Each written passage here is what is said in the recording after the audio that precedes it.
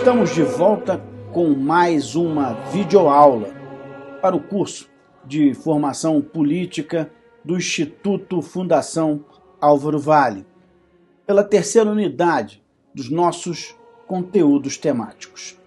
Neste vídeo, a aula do saudoso professor Álvaro Vale trata de analisar a contribuição do liberalismo para a economia e as consequências objetivas de uma pauta social ausente no chamado capitalismo clássico. Uma aula que lança luz sobre o solo fértil por onde foram semeadas as sementes do socialismo. É uma aula imperdível. Vamos assistir. É nesse século XVIII que surge a importante figura e básica para o liberalismo, a importante figura de Adam Smith, considerado também o pai da ciência, a que chamamos hoje de economia política. Adam Smith vai aplicar os conceitos do liberalismo à economia, sobretudo em uma obra sua chamada A Riqueza das Nações. É um nome mais longo, mas conhecida como A Riqueza das Nações. É uma obra publicada em 1776. Para ele, para Adam Smith, a liberdade do indivíduo depende da existência de um mercado também livre, onde se possa comerciar. Se o mercado for livre, o equilíbrio, lembra Adam Smith, se fará naturalmente, sem que o Estado se precise envolver. O homem, diz ele, busca naturalmente o lucro. E esse fato rege todo o comércio em uma sociedade, todo o mercado em uma sociedade livre. Assim, por exemplo, e vou citar um exemplo escolhendo um produto não de sua época nem de seu país. Assim, se, por exemplo, vamos imaginar, o feijão ficasse muito caro. O Estado, para Adam Smith, não deveria envolver-se, porque naturalmente, como o feijão ficou caro, visando ao lucro, querendo mais lucro, os produtores vão plantar mais. E como ele está caro, os consumidores evidentemente vão comprar menos. Assim vai haver maior oferta e menor procura. A tendência natural será o preço do feijão cair. O contrário aconteceria também se ele ficasse muito barato. Ia se consumir mais, os produtores iam se retrair, porque o lucro seria menor e o preço voltaria a ser normal. Para Adam Smith, isso se aplicaria a qualquer outra situação. O fundador da economia política, afinal, teve um grande mérito.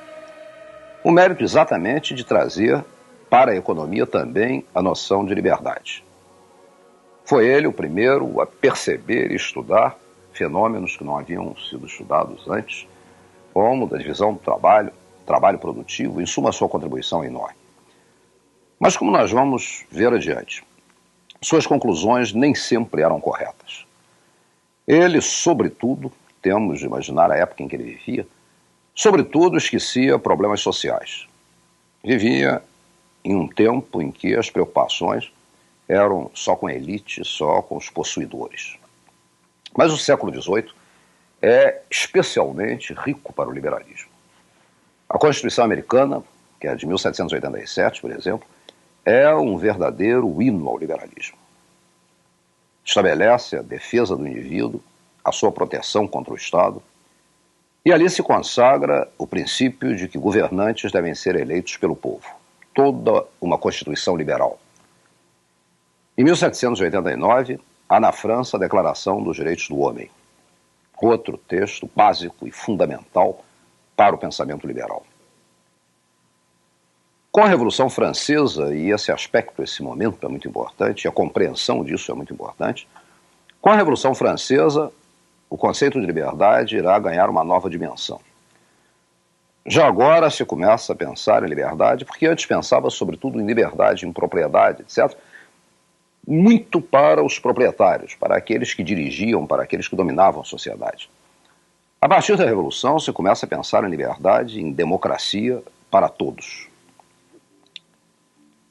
Fica assente a ideia de que governantes devem ser escolhidos por governados, pelo povo. Afinal, o mundo começava a modernizar-se politicamente. Já se justificam as críticas a Adam Smith.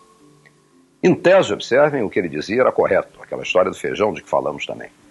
Mas o que ele não lembrava é que enquanto, por exemplo, os alimentos estivessem muito caros e a tendência seria então reduzir o preço, mas durante esse tempo, muita gente poderia estar morrendo de fome. A preocupação social definitivamente não estava presente no seu capitalismo clássico. Por outro lado, a lei da oferta e da procura, sobre a qual ele tanto se assenta, não era e não é tão perfeita assim. Se, por exemplo, toda oferta, toda produção é de um monopólio, ou seja, é de uma só pessoa, ou de um grupo, de um oligopólio, que funciona como se fosse um monopólio, se isso acontecer, este grupo pode impor os preços que quiser. E aí a lei da oferta e da procura não funciona. A pouca preocupação social desse capitalismo clássico iria permitir o fortalecimento dos movimentos socialistas, sobre os quais vamos conversar, mas vamos conversar depois do intervalo. Antes, como temos essa unidade, vamos rapidamente conversar sobre o que nós já discutimos.